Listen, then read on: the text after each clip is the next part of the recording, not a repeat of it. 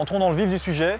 Il est 7 h, nous sommes à Woluwe-Saint-Pierre et la boulangerie La Petite Grange, tenue par Romain et sa femme Véronica, vient d'ouvrir. Il nous livre aujourd'hui un récit plus que courageux face à cette crise énergétique majeure. Rainy days don't seem so wet. Stormy nights don't stay.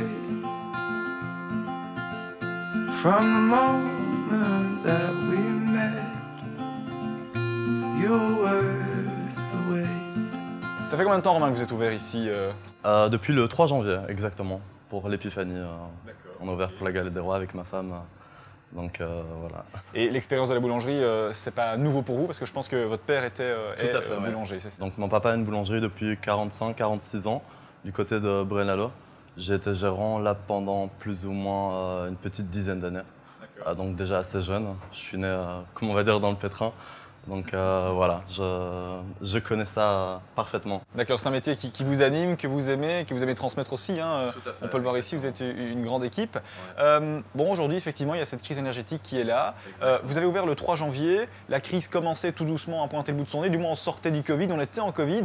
C'est challengeant, non, d'ouvrir une boulangerie en période économique pas très safe? Ouais, tout à fait. Allez, par expérience, je savais ce que je faisais, ce que j'allais proposer. C'était réfléchi depuis quand même quelques années.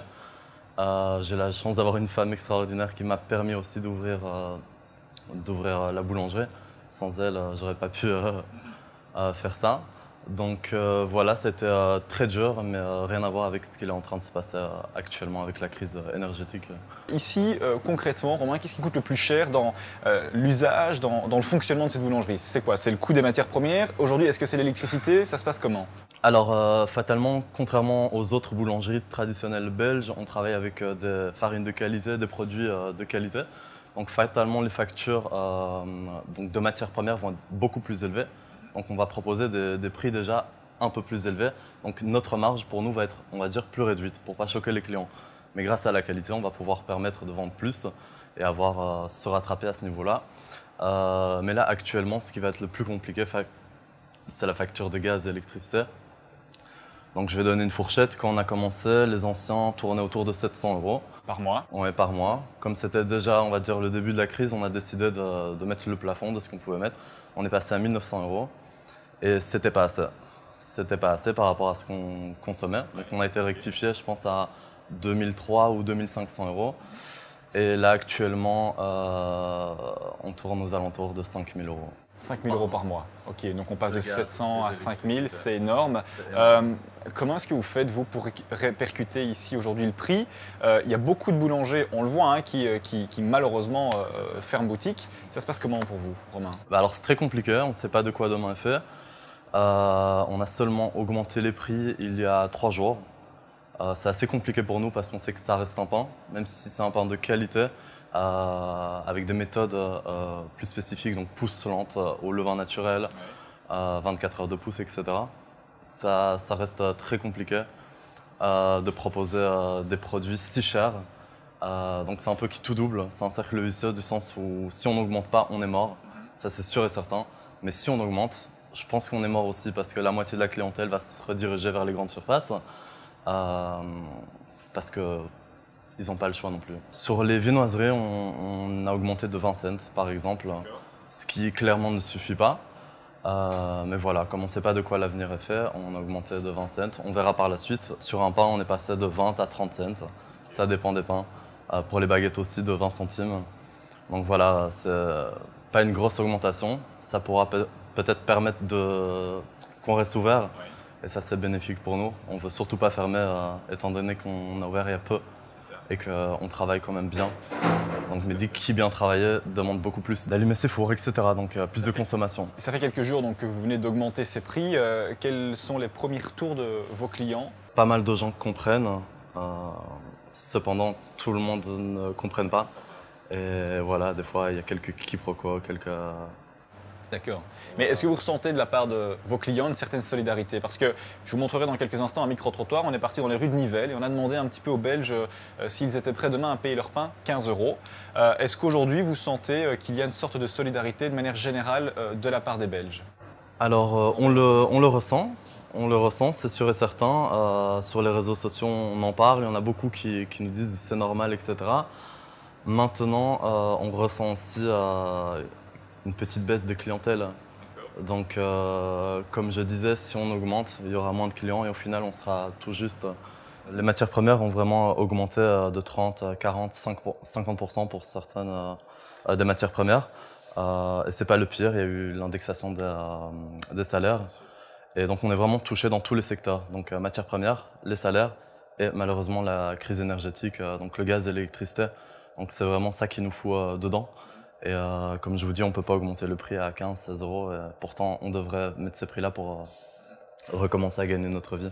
Et Véronica le disait tout à l'heure, vous travaillez parfois 17-18 heures par jour, quoi. C'est ça, effectivement. Ouais. Je suis tout seul à tout produire, tout est 100% artisanal. C'est très compliqué. On n'a pas de vie de famille. On a une petite fille de 10 mois qui est née quand on a ouvert la boulangerie. C'est très compliqué, psychologiquement, mentalement, physiquement. Donc là, je pourrais engager quelqu'un, voire 2 personnes pour me soulager. Et on ne peut pas, parce que tout cet argent va dans le gaz et l'électricité, les factures, et donc voilà. Romain, je le disais tout à l'heure, nous sommes partis donc dans les rues de Nivelles et on a interrogé les Belges sur le fait de payer demain ou pas leur pain plus cher. Vous me disiez en off que pour survivre, dans l'idéal, et encore vous, ce serait plus cher puisque vous travaillez avec des matières particulières, le pain, vous devriez l'augmenter de 15 € le kilo. Ici, j'ai demandé si les Belges étaient prêts à payer un pain 15 €. Je vous invite à découvrir la réaction des Belges. Je vous donne l'iPad et c'est parti. Est-ce que vous seriez prête à faire des sacrifices comme par exemple payer votre pain plus cher? Eh ben, il faut manger, hein. On mangera une tartine en moins. Non. Je vais au tout et moins cher. Pour avoir du bon produit à ce niveau-là, parce que c'est quand même un produit de base, moi je crois que oui, on le ferait. Voilà. Et on se restreindrait sur autre chose. Seriez-vous prête à payer votre pain beaucoup plus cher, 15 € par exemple? Vous l'avez payé combien ce pain-là? 2,99 €, ce qui est déjà pas mal augmenté par rapport à avant. Après, si j'avais les moyens financiers, je dirais oui. Enfin, j'aimerais bien pouvoir les encourager, mais un pain à 15 € on ne saurait pas le payer, tout simplement. Ah, moi, je suis toute seule avec ma fille, hein, donc soyons clairs, un revenu pour une maman et un enfant, c'est juste pas du tout suffisant. Je vais toujours à la petite boulangerie. S'il me le demande, je le ferai. Non. Alors je le ferai moi-même. Mais oui, parce que je crois que le pain, c'est nécessaire, monsieur. Dans le premier confinement, j'ai fait mon pain moi-même.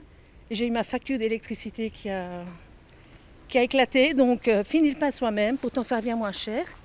Mais bon, il faut manger du pain. Vous allez le remplacer par un autre féculent, vous allez payer le féculent aussi. Non, 15 € non. Je crois que personne n'est prêt à ça. Mais écoutez, si on a faim, on n'aura pas le choix. Ou le faire soi-même? Ou le faire soi-même, éventuellement, mais on paiera alors la note d'électricité soi-même. Ça rejoint ce que vous disiez tout à l'heure. Quelle est votre réaction là, face à ces personnes qui réagissent? C'est vraiment 50-50. Hein. Il y a des gens qui sont très... on voit qu'il y a une solidarité par rapport à ça. Il y en a d'autres qui n'ont pas l'air de comprendre ou qui n'ont pas nécessairement envie de donner ce prix-là. Je peux comprendre. Je ne sais pas honnêtement si j'avais les moyens pour payer un pain à 15 € si je le ferais. Je vous propose maintenant d'interpeller le ministre des Indépendants. Il répondra à votre question dans quelques instants. Ok, super, on fait ça, merci. Alors, bonjour monsieur le ministre, j'ai une question pour vous en tant que boulanger depuis 10 mois. Voilà, je voulais savoir si vous allez redistribuer le surplus des taxes des sociétés énergétiques aux petites PME telles que nous, comme c'était le cas lors du Covid. Mais écoutez, Romain a tout à fait raison. La situation que l'on connaît aujourd'hui est vraiment difficile pour les boulangers, mais pour plein d'autres entreprises. On est en train de mettre en place cette taxe sur les surprofits. En fait, c'est une cotisation de crise qui est prise sur l'année 22 et sur l'année 23 et peut-être sur l'année 24 si la crise continue jusque-là, et qui va capter les surprofits, c'est-à-dire la différence entre les prix normaux sur le marché de l'électricité et les prix actuels qui sont en fait facturés parce qu'ils sont liés au prix du gaz. Et donc tout ce différentiel qui représente en Belgique plus d'1 milliard d'euros, tout ce différentiel va être capté par l'État pour pouvoir alimenter les aides aux entreprises et les aides aux citoyens dont on a parlé, et peut-être aller au-delà encore avec de nouvelles aides. C'est normal qu'il y ait une contribution de crise quand on a ici un enrichissement qui est en fait artificiel. Parce que la production d'électricité, que ce soit par les centrales nucléaires ou par les éoliennes, n'est pas plus chère aujourd'hui qu'elle l'était hier, mais par contre ils peuvent le vendre 10 fois plus cher parce que leur tarif est fixé sur le prix du gaz. Au niveau du gaz, c'est différent. Le gaz est plus cher parce qu'il y a moins de gaz. Et donc, c'est normal, entre guillemets, qu'on le paye plus cher. Mais l'électricité, ce n'est pas normal qu'on le paye plus cher.